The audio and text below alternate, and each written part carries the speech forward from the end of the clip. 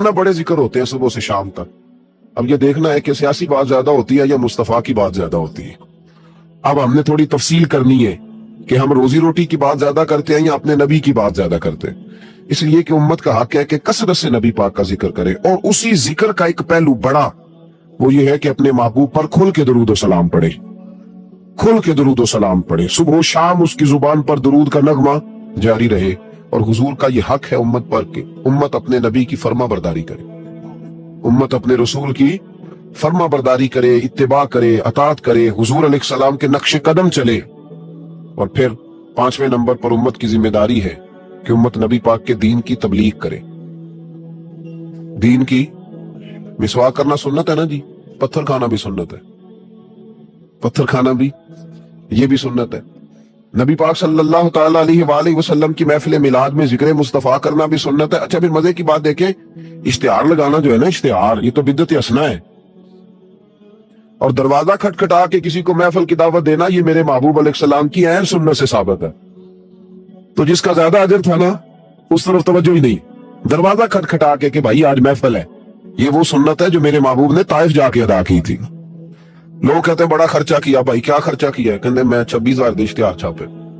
भाई सबसे ज्यादा जरूरी काम, बहुत सारे ऐसे बदमजहब हैं, उनके बड़े बड़े ऐसे मुबल्लिग हैं जिनका आपने कभी इश्तिहार नहीं देखा हो, मजमा हजारों में, इसलिए कि वो उनका हर बंदा इश्तिहार बन जाता है, हर बंदा। तो याद रखें, नबी करीम सल्लल्लाहु अलैहि वसल्लम का यह हक है कि उम्मत महबूब का जिक्र करे, तज़किरा करे, दीन की तबलीग करे। और हुजूर के दुश्मनों के साथ बुग़्ज़ रखना, यह भी नबी पाक का हक है। ऐसा नहीं हो सकता कि एक बंदा हुजूर की बेअदबी करे, तौहीन करे, महबूब के नवासों को बागी कहे, हुजूर अलैहिस्सलाम के सहाबा को बुरा कहे और हमारा यार बन जाए। ये हुजूर का हक है कि हम नबी पाक के दुश्मनों के साथ अपने दिल के अंदर कड़ी रखें, उनसे बचे। मेरी बातों की समझ आ रही है मेरे भाइयों? ये हुकूक है जो हमने नबी पाक अलैहिस्सलाम के हक अदा करने, और जिससे महबूब को मोहब्बत है उससे मोहब्बत करना भी हमारी जिम्मेदारी है।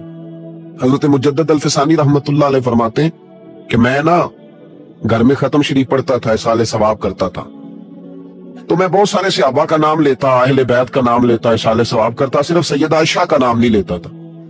कहते मुझे नबी पाक सल्लल्लाहु अलैहि वसल्लम ख्वाब में मिले और सरकार ने फरमाया, शेख अहमद तुझे पता है ना मैं अक्सर खाना आयशा के दस्तरखान पे खाता हूं। तो उसका जिक्र ही नहीं करता। तो हर उस शख्स से जिससे महबूब ने मोहब्बत की, हर उस शख्स से मोहब्बत करना ये नबी पाक के हुकूक में शामिल है। सबसे पहली बात यह कि उम्मत महबूब पे ईमान लाए। किस तरह ईमान लाए कि जो हुजूर कह दे उम्मत समझ जाए कि इसी में मेरी बेहतरी है, उम्मत मान जाए, आंखें बंद करके। गैर मशरूत इताअत है ही सिर्फ नबी पाक की, उसमें कोई शर्त ना लगाए, माने और दिल से माने। ये ना कहे कि ये कैसे हो सकता है, मौलवी साहब आप कह तो सही रहे पर दुनिया बड़ी दूर चली गई है, वो दुनियादारी भी करनी पड़ती है, उसमें गुंजाइश तलाश ना करे। जो हुजूर कह दे उस पर ईमान ले आए, जो नबी पाक फरमा दे उस पर ईमान ले आ। नबी पाक सल्लल्लाहु अलैहि वसल्लम मक्के से हिजरत करके मदीने तशरीफ ला रहे थे। हजरत अबू बकर सिद्दीक साथ थे।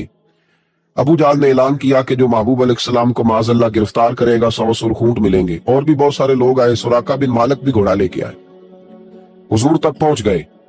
नबी पाक अलैहिस्सलाम का इख्तियार जमीनों पे भी चलता है, आसमानों पे भी चलता है। सरकार दो आलम सल्लल्लाहु अलैहि वसल्लम को गिरफ्तार करने लगे तो हुजूर ने जमीन को हुक्म दिया, जमीन ने सुराका बिन मालिक के घोड़े की टांगे पकड़ ली, घोड़ा अंदर धंसने लगा। तो सुराका कहते मेरे अंदर से आवाज आई, ये अल्लाह के सच्चे नबी है, लेकिन अभी मैं पूरा माना नहीं।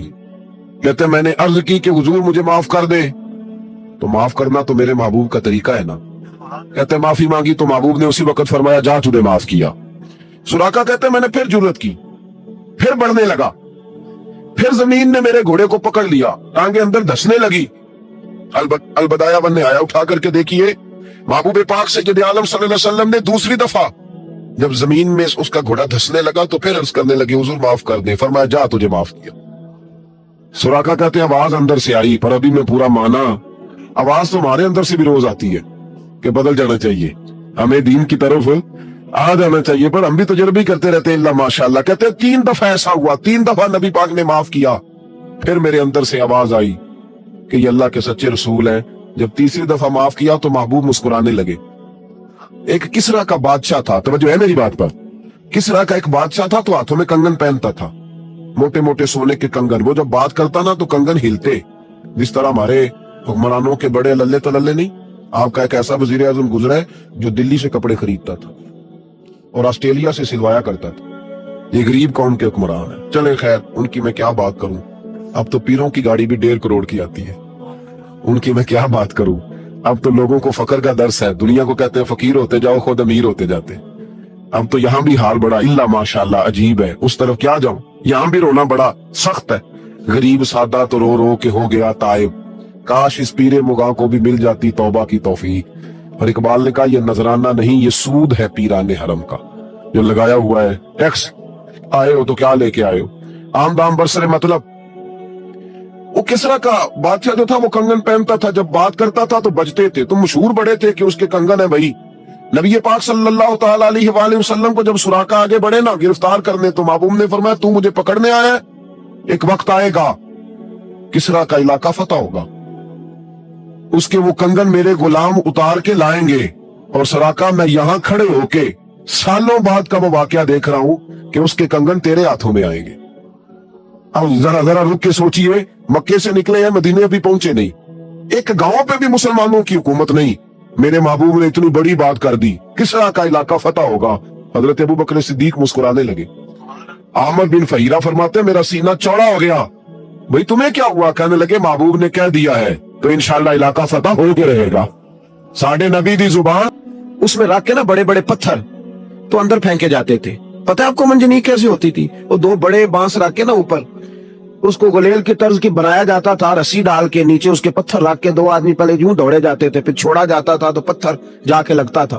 تو صحابہ نے مشورہ کیا کہ اندر پتھر پھینکتے. پھر ایک صحابی کہنے لگے یار اندر پتھر پھینکیں گے وہ پتہ نہیں کہاں ہے، انہیں لگے کہ نہ لگے. حضرت سراقہ بن مالک بھی تھے.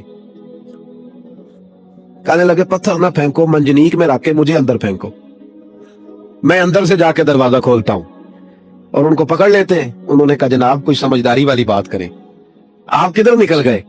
پہلی بات تو یہ ہے کہ جب ہم آپ کو اندر پھینکیں گے تو آپ اس قدر تیزی سے گریں گے کہ آپ کی ہڈی پسلی کوئی نہیں بچے گی، اور اگر آپ زندہ بچ بھی گئے تو یہودی آپ کو چھوڑیں گے نہیں. جناب سراقہ کہنے لگے تم اس طرح کرو، میری پرواہ نہ کرو، مجھے پھینکو، مجھے کچھ بھی نہیں ہوگا، میں زندہ دروازہ کھول لوں گا. تمہیں دکھا بابا جی راز سے پردہ تو ہٹائے، فرمایا وہ بعد میں بتاؤں گا، پہلے پھینکو تو صحیح. زبردستی کا پھینکو، ڈالا اندر منجنیق کے اندر، پھینکا. تھوڑی دیر گزری تو حضرت سراقہ دروازہ کھول کے باہر آ گئے. فرمانے لگے لو بھائی مجھے تو کچھ بھی نہیں ہوا، کپڑے جھاڑ رہا ہوں، کوئی شے نہیں. باہر آئے، جنگ ہوئی، فتح ہوئی. اب صحابہ ان کے گرد بیٹھ گئے، کہنے لگے سراقہ وہ کرامت کیا ہے، وہ کون سا نسخہ ہے جس سے آپ زندہ آ گئے؟ تو جناب سراقہ رونے لگے.